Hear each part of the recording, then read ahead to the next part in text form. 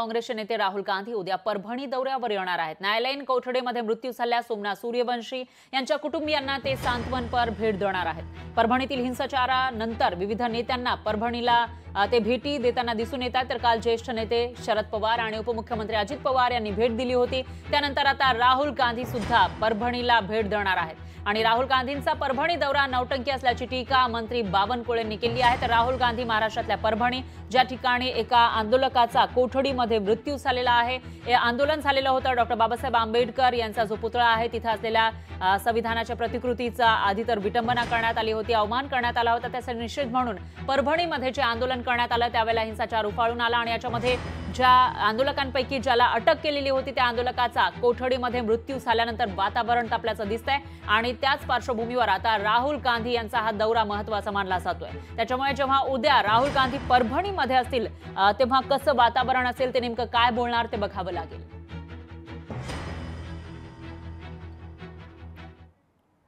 केवळ राजकारणाकरता दौरा आहे।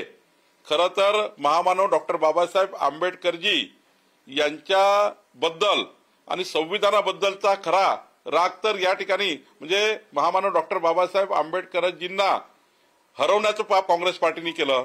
बाबासाहेबांचं संविधान हे त्या ठिकाणी तोडण्याचं काम काँग्रेस पार्टीने केलं आणि काँग्रेस पार्टीचा आणि राहुल गांधीचा उद्याचा दौरा म्हणजे नौटंकी आहे। खरं तर अशा नौटंक्या करू नये, अशा पद्धतीचे त्या ठिकाणी दौरे करून, अशा पद्धतीचे त्या ठिकाणी नौटंक्या करून काही महाराष्ट्राचं त्या ठिकाणी समाज हा त्यांना साथ देणार नाही।